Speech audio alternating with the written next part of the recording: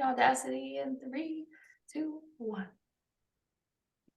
Hi, guys, and welcome back to another episode of the Barbell Lifestyle Podcast. I'm your host, Christina Lynn, and I'm here with my co-host, Marissa Roy.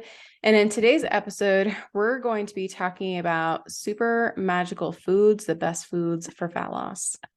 Super magical foods. Yes. So, if you caught on to this, then we are going to be talking about, the best foods that you can eat for fat loss, which is a little bit of a clickbait, but there's some validity to it too. So, don't feel betrayed. But basically, we're going to walk you through really just like how you should make food choices for fat loss if that's your goal, and what to avoid and all of that. But I guess to kind of like kick us off, the whole fat loss foods thing just comes from, if you Google fat loss, like you just get a billion articles and a billion suggestions of the meals and the foods that you should eat if you want to lose body fat. And the thing that like Women's Health and like Healthline and all these articles and websites do is they kind of like pick 10 foods that are like high in certain vitamins, minerals, nutrients that they'll like link the research in. Like research shows that like vitamin C is an antioxidant and reduces inflammation and can help with fat loss or whatever. And they basically compile these lists of foods. And I know this from my past is like when I first started getting interested in health and fitness, like I loved these articles. I would like look at it and be like, awesome, like grapefruit is my fat burning food. I'm going to go eat a grapefruit every single morning. And I'm going to make sure that I have avocados with everything and like all the superfoods and this and that. When in reality, like my focus was just kind of like really in the wrong direction, because it's not about the foods themselves. And we'll get into that. But, I just want to kind of explain how that is marketed. It's not the people on the other end of the article saying, I'm going to trick all these people to buy these foods and it's going to be BS for them. Like there's no like ill intentions when most people write these articles. It's just, they're just trying to highlight certain foods that have a lot of vitamins and minerals, but that doesn't actually make them better or worse for fat loss, because fat loss is a game of energy management, like your calories in, calories out, and the efficiency of those calories in how they digest. And some foods will be more satiating than others. Some even burn more calories just being digested than others. But fat loss really does come down to your consistency and your caloric balance. And we'll kind of explain a little bit of that, but I just wanted to kind of myth bust the whole, like, here's 10 foods for fat loss thing, thinking that if you eat those 10 foods every day in unlimited quantities, that you're just going to magically lose weight. Yeah. And like what you're saying, I think it's easy for the author to just be like, here are 10 foods. And like, yeah, if you go from like, drinking 10 sodas or like eating fast food and you switch over to like fruits and avocado and oatmeal, you're probably going to see a change, but it's not because of the food themselves. But I think that's at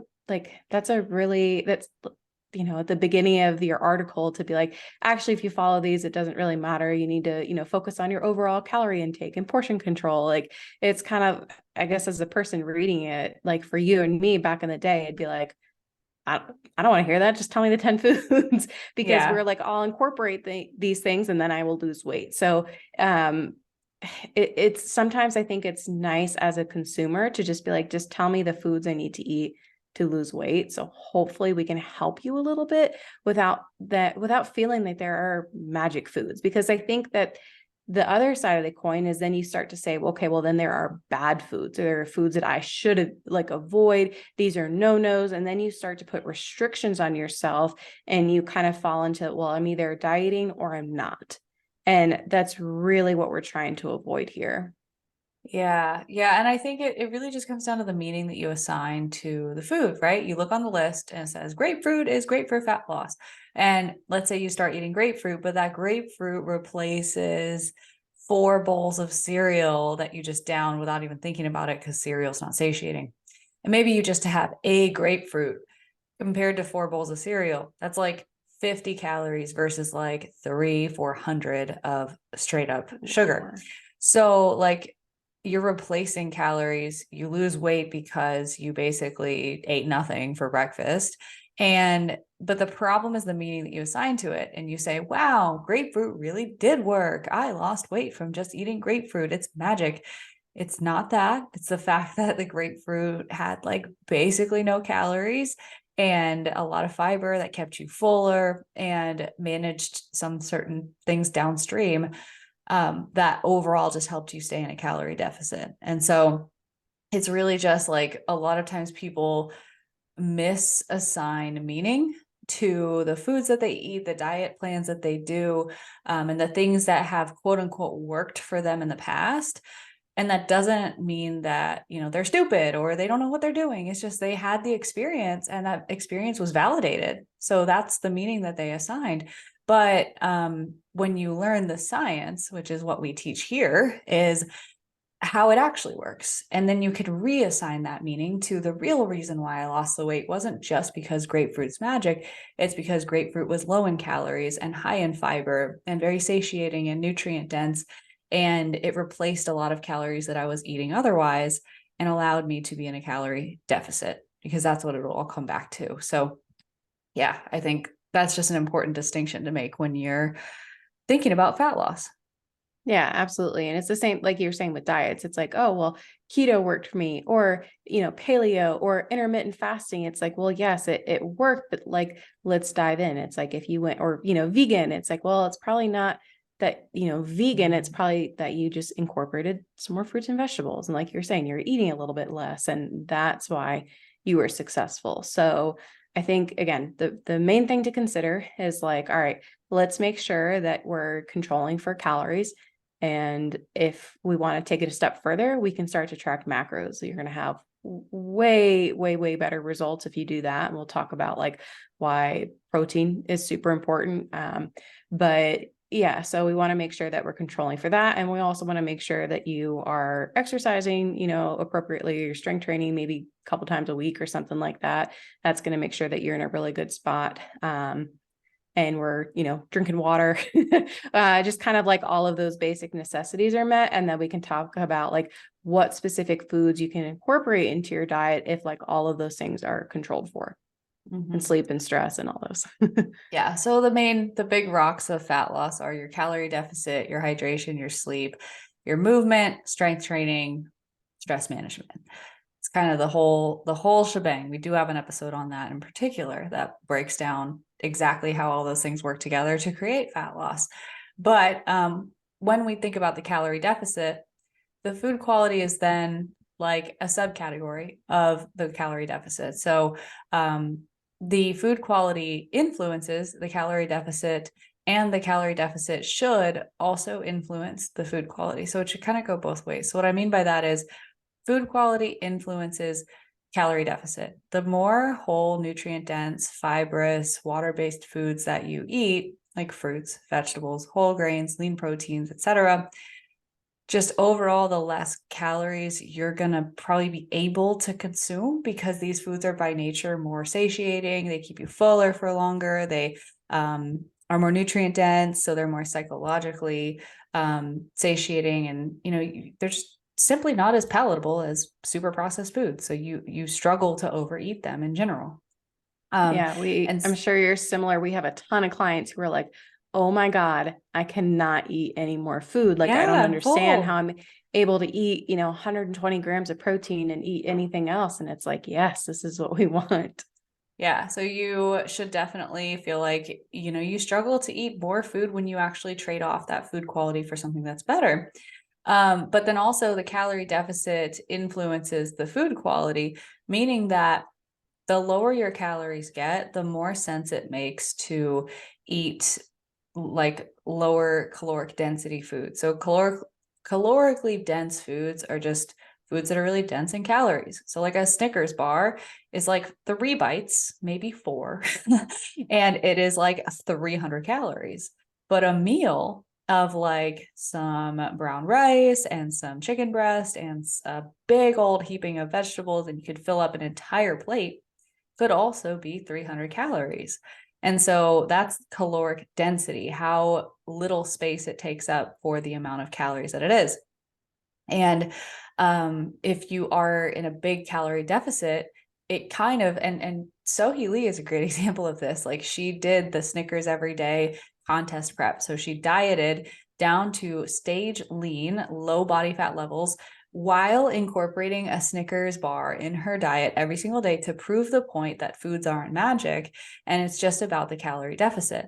Now, she was absolutely miserable, and she was able to drive home a secondary point with that whole experiment because of that. The Snickers bar took up, by the end of her diet, like a third of her whole intake for the day. And it was miserable because she was super hungry. And if she had just filled those calories with vegetables and lean proteins and other foods, she would have been a way happier human being that whole diet.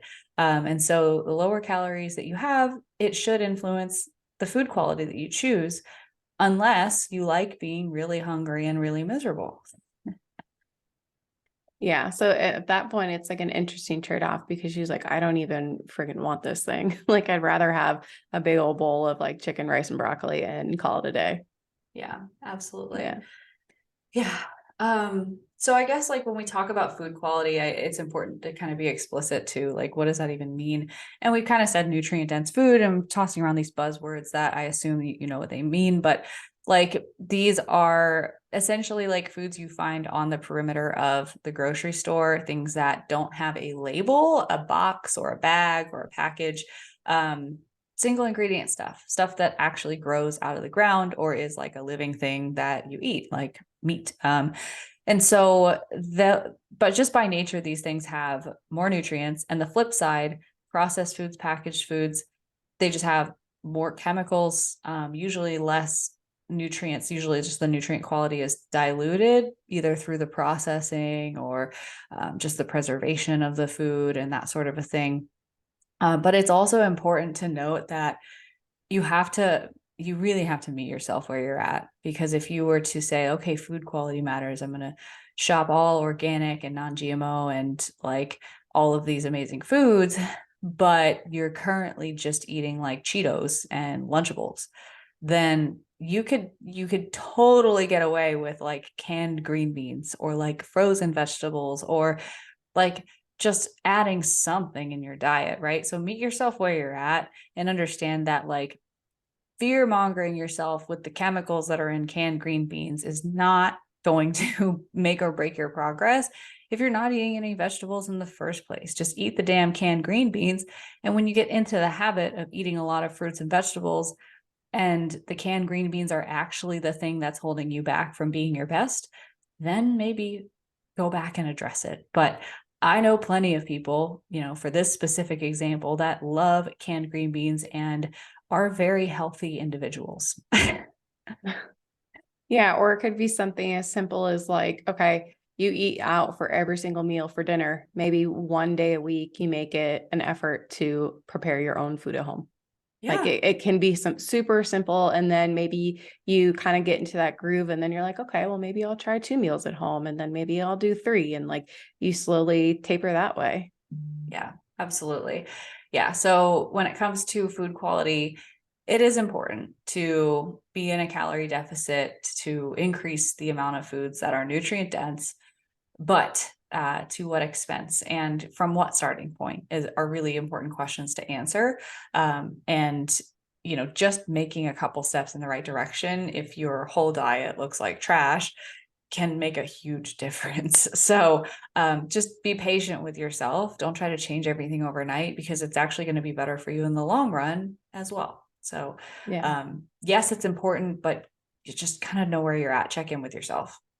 Yeah, exactly. So like you're saying, it's like, maybe I just add in a can of green beans, or maybe I have a bowl of oatmeal, but I throw some raspberries on top. Like, you just kind of add in. And so, cause I think that a lot of times what people do when they start a diet is they start, what can I cut out? What do I need to reduce? And I'm going to cut out alcohol. I'm going to cut out sugar. And it's like, what if we added in food? What if we add in a handful of fruits and vegetables? What if we add in some lean protein? And you're going to see some huge changes by adding foods in rather than reducing. And I feel like that's really motivating to be like, wow, like, I'm still eating all the foods I really like. I just added in a few other foods. And to your, to what you were saying earlier, it's like, it's not that you were increasing your food intake, you're probably decreasing it, but because of the swaps or the small changes that you're making, like you're feeling fuller, so you're not having to eat as much just with those small changes. Yeah, absolutely. But that's why we talk about like tracking your intake, because then you're not just guessing. It's not like, well, I think this is happening, or I think that. It's like you can just make very specific, very accurate changes to your nutrition. So that way you have a really good idea and you know how to manipulate, rather than just like, I don't know, something's working. Yeah. And I think it just depends on where you're at with the journey too. Like, I think it's important to just kind of, if you're just getting started, put a focus on like, okay, let me just add more of these foods in, right? And just add the foods in. Don't even like, don't worry about tracking it. Don't worry about calories. If you're making swaps consistently and you're eating more nutrient dense stuff than you used to, and you're listening to your hunger signals, and you're not just like constantly overindulging in everything, chances are you'll probably see some progress just from that alone. But then, at a certain point, it does make a lot of sense to get some numbers assigned to things. And I think that's really like where a lot of people go wrong, is they think that they can just make these changes to their diet and never measure anything and just expect magic to happen. And that's definitely not the case. And so it's like, if you are at a plateau, you stopped losing weight, you stopped seeing results, you stopped getting more energy, but you're still making all these swaps, that's when I'm like, all right, now you need to put some numbers to things, because like, that's when you're going to get frustrated. That's when you're going to be spinning your wheels and looking for answers that are probably right in front of you if you were to just log in, what you're eating. So I think it's just knowing where you're at too. Like, if you're like, for example, my cousin in Phoenix, he's basically got like a 3-year time span to just make a decision to change. So what I mean by that is, like, we first started like visiting him in 2021, and he was like, wow, it's really cool to be around you guys. You guys have such healthy habits and this and that. And he was like interested, but he didn't change anything. Like, he wasn't working out. He didn't make any changes to his diet. He would just observe. And then we came around again and hung out with him. And he was like, I'm going to get serious. I'm going to do it. And then he would kind of try, and then he would fall off a little bit. And then this trip, 2.5, almost 3 years later, he was like, I've been making some changes. I've been walking for 15 minutes a day. I've been kind of just using Aaron's ordering rule. Like, I'm going to order one good thing and one bad thing. So if I get the burger, I'm going to get a side salad. If I get this, like, he's just kind of making some trade-offs, right? And it literally took him like 3 years to just make that change. And like, I guarantee he's making these changes. He's process focused. He's focused on just the little habits. He's like, next time we visit, he's going to have lost weight. Absolutely. And he's probably going to have gotten to a place in 6 months, a year from now, where he feels way healthier. His joints feel better. He has more energy. And then he'll face the choice of, do I want to take this a step further? Like, do I want to like really dial in for some specific results? And that's when he might need to look at macronutrients, tracking calories, understanding what's actually going on. But like, his starting place was so far away from just a general healthy life that he's not going to need to touch macros for a very long time. So I think it's also knowing your starting place. If you're someone who's never taken care of their health, you can get away with just those small changes for a while.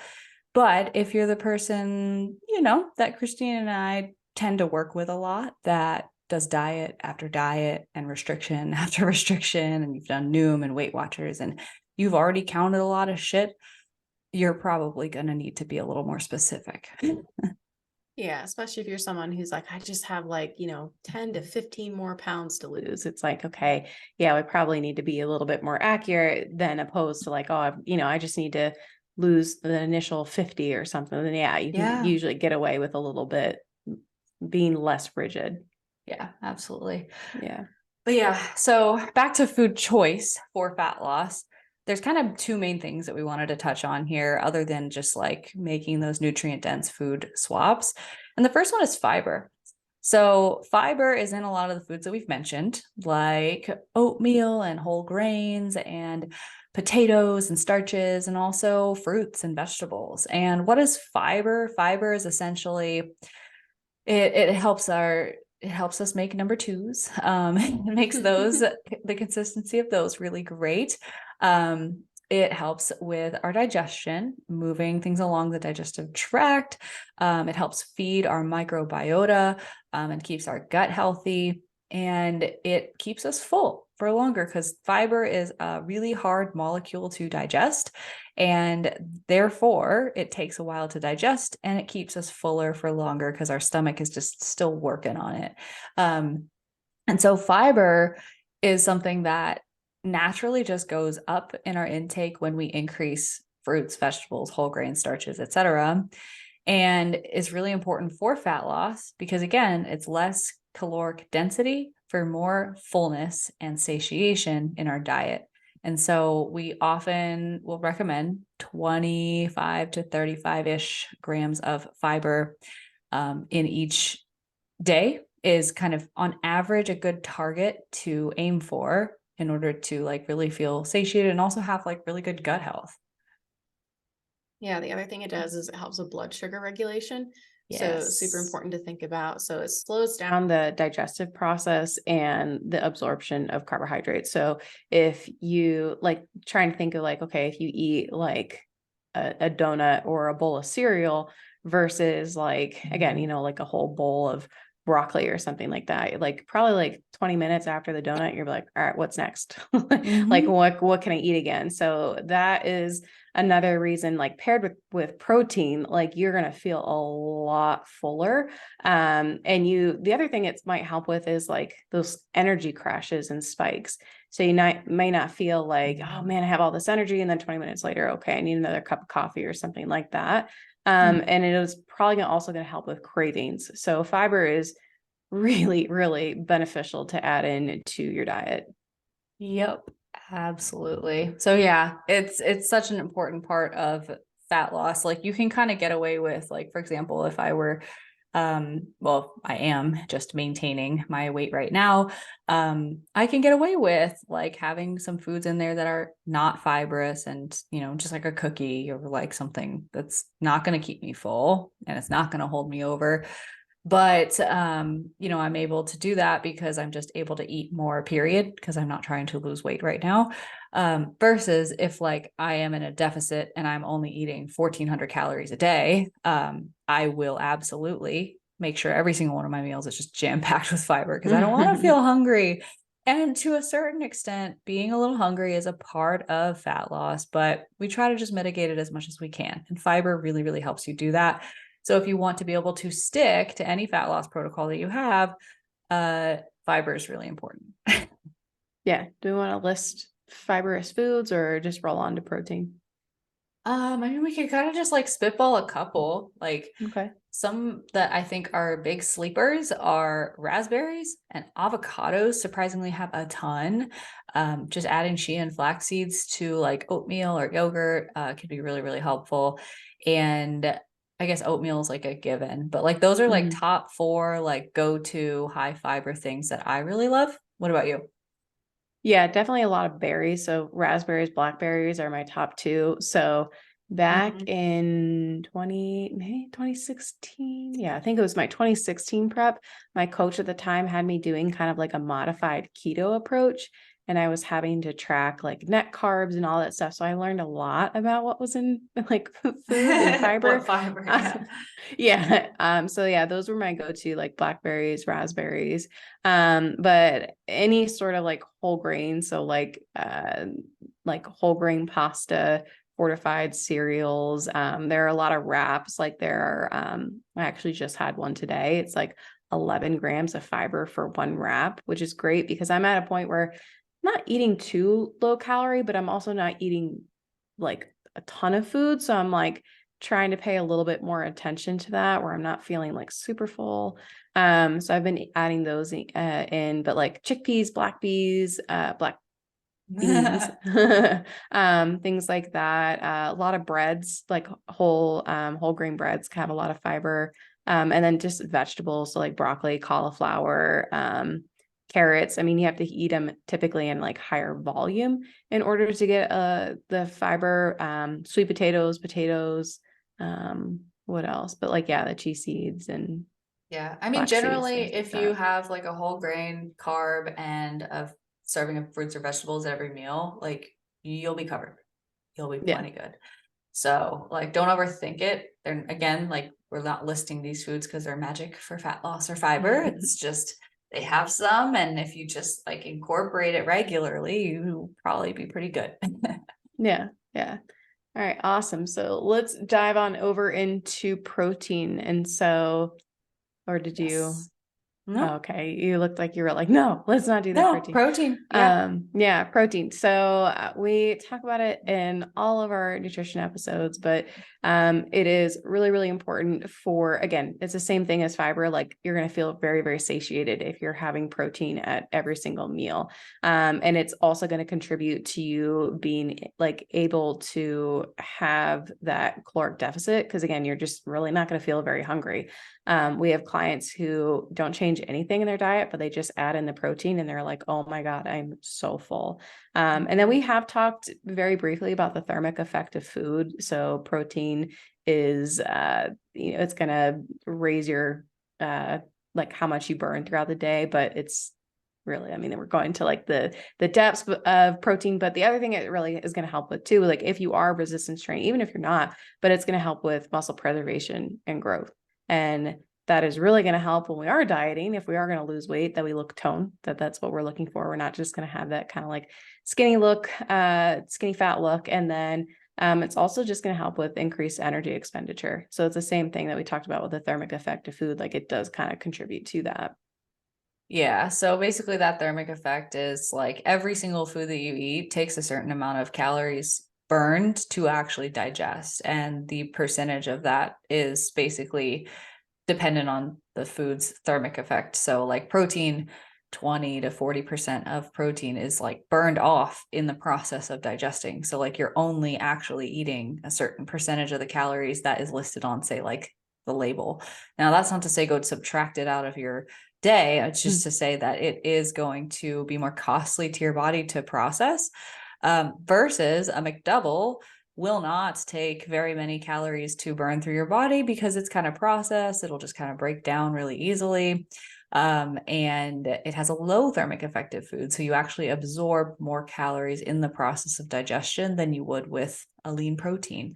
And with that, I'll add on to the muscle building conversation. Not only are you going to look the way that you want to look when you eat more protein for fat loss, but it's also going to, boost your metabolism, or for lack of a better term. I don't love using buzzwords all the time, but it will boost your metabolic rate to increase your protein intake right on a regular basis, because eating protein stimulates muscle growth and recovery. And that is a very energy expensive process. It takes a lot of calories to even just maintain the muscle on your body. So if you really want to lose fat and you want to lose it for good, you should look at building muscle, because that is how your metabolism is going to get more resilient and stronger and faster, and is going to constantly just be running on all cylinders because you are training your muscles and fueling your muscles.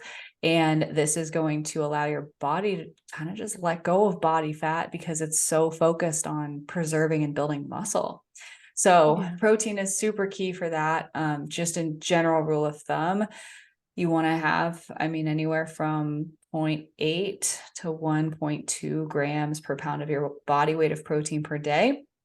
If that sounds like a lot because you have a lot of weight to lose, go with your target body weight. So if you have like 50, 100 pounds to lose, you don't need 250 or 300 grams of protein a day. Try your target body weight. So if you end goal, you want to weigh 150, 175, set your protein goal based off of that, because your protein goal is proportionate to the amount of muscle and lean body masses on your frame, not proportional to all of that plus fat mass. Protein doesn't do anything for fat mass directly. So that's kind of why it's set that way. But if that still sounds like a lot, start on the low end of the range and just try to get as close as you can. There's no built-in threshold in your body that's like, you know, I got 149 grams of protein and my goal is 150. I'm just not going to process, you know, this protein today. I'm just not going to use it. It's just going to turn into fat. Our body doesn't do that. It does what it can with what it has. So if you get closer to your goal, it's way better off than not even trying in the first place.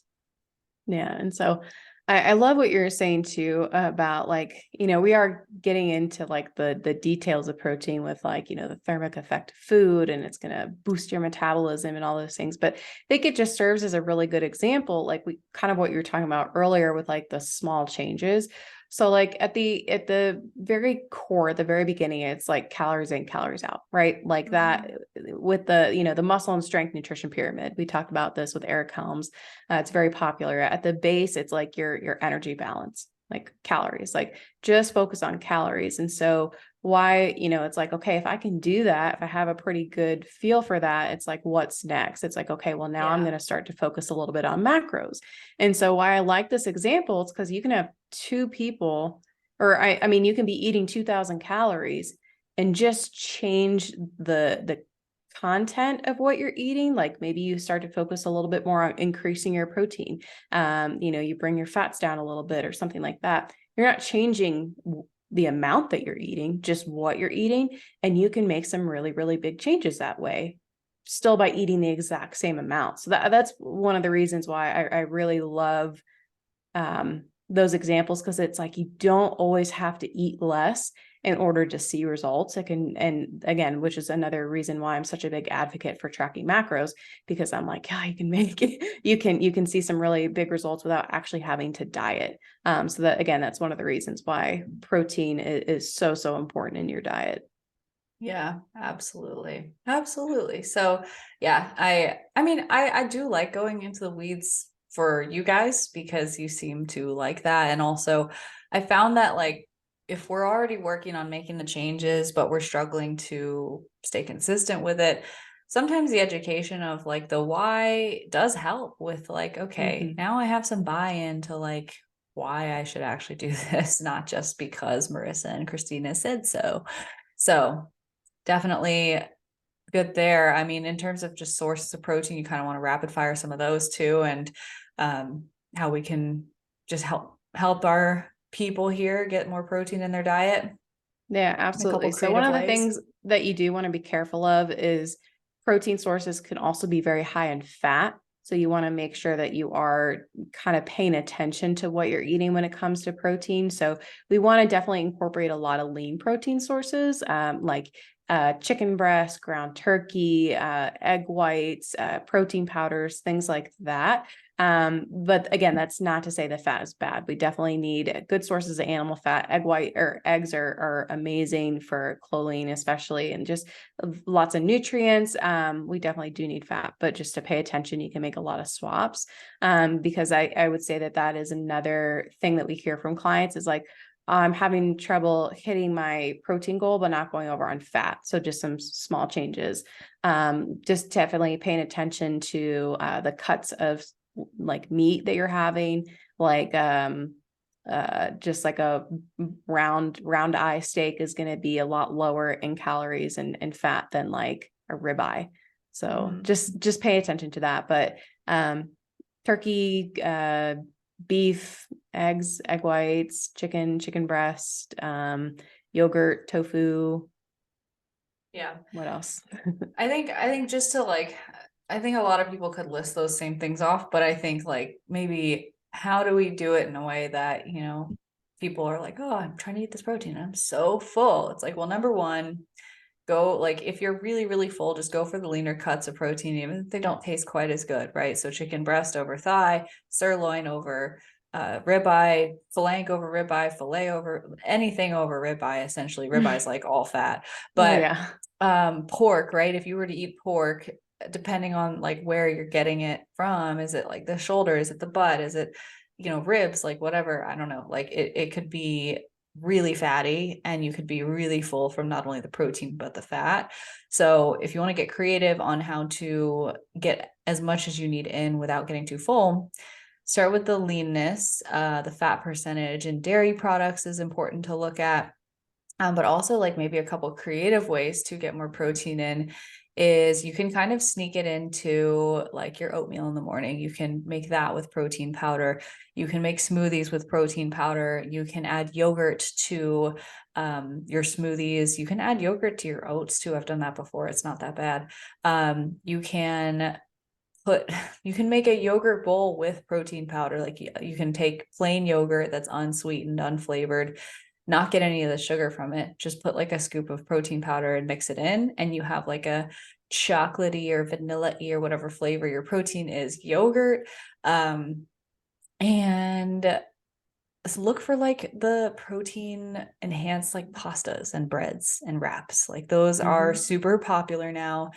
And a little bit does go a long way. It really just kind of adds up throughout the day. So if you just kind of look for those things, you'll find protein sneaking into basically everything. And then oftentimes what happens is it's hard to stay under your goal after you kind of make all those swaps. Yeah. Yeah. And then the other thing too, it is very difficult to hit your protein if you're just relying on like 1 or 2 meals throughout the day. So definitely a good idea to break it up and try to figure out, okay, how do I have protein at every meal? Specifically, I would say breakfast is going to be super important. People who have a higher protein breakfast are that much more likely to be successful with hitting their protein targets for the remainder of the day. Cause like I've 100% been there. It's like the end of the night and you're like, oh my God, I have 80 grams of protein to hit. Like this is going to be miserable. Cause you're like, I have to eat dinner and then I have to have like 2, scoops of protein at the end of the night. And you're probably not going to feel very good. So as like digestive purposes too, it just makes more sense to kind of say like, okay, like if you're supposed to have 125 grams of protein, I have 5 meals, 3 meals, 2 snacks a day divided by 5. So my target is 25 grams of protein at every meal. It's going to be a lot easier than trying to just rely on a couple meals. Absolutely. Yeah. And again, like with a protein goal, you can find yourself very overwhelmed if you start thinking like, oh, I'm eating lots of protein, and like you have like a egg at the beginning of the day and you're like, protein, I got it. And then you get to the end of your day and you're like, why do I have 80 grams left? It's because you need to check how much protein is actually in a serving of the things that you're eating. We use the palm size analogy of like a palm is about 25 to 35 grams of protein. The bad part is that that only applies to like lean protein, like meats and fish. It does not apply to eggs, because I think like 2 eggs would fit on my palm, and that's only 12 grams of protein.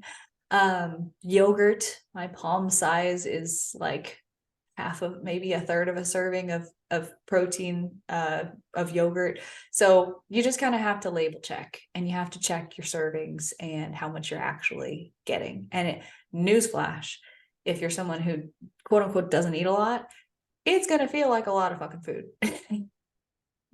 Yeah. So I think hopefully just to kind of like wrap up the episode is don't feel like if you're in a fat loss phase, or you're trying to be, which you probably are if you clicked on the title of this episode, you don't necessarily need to diet right away, that there are a lot of changes that you can make before you need to enter into an actual caloric deficit.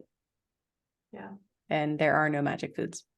No magic foods, just, small changes. The small changes really are the magic. Let's put it that way. Yeah. And I think it's kind of nice though to know that like, okay, there aren't any magic foods. So if I want to, like, both of us, we eat cookies at the end of the night, and we know it's because I can have this and there are no magic foods and I enjoy this and I've hit my, protein, I've hit my fiber for the day. So like I have some room in my diet for, fun foods that I enjoy. And I definitely, I know that there's like an analogy out there, like eat like a dog, like in order to see results, but I'm like, I enjoy food. Yeah. So I think it's just nice that it you don't need to feel guilty for eating certain things, that a lot of it is all about balance, moderation, and the thing that I like to, and I use this with my clients all the time, I kind of talk about like discipline equals freedom. So like if you're disciplined like 80% of the time, like, you know, you hit your fiber, you hit your quality foods, you're hitting your protein, like you have that freedom to kind of eat what you want. Like, you know, if you want a cookie at the end of the night, that's totally fine. And you have that wiggle room, and it's really not going to make that big of a difference because you eat pretty well most of the time. So I kind of like that. Like, I don't want anyone to listen to this episode and feel like there are good foods or bad foods. Like, it's all in the context of what you're eating. Yep. Absolutely. Just keeping that in mind the next time you see a great foods for fat loss article on the interwebs. Awesome, guys. Well, we hope that you enjoyed this episode. If you haven't already, make sure you subscribe to the podcast. You can find both of us on Instagram. You can find me at Christy Lynn Fit, and you can find Marissa at Marissa Roy Fitness. Thank you so much for listening, and we hope to see you back next week.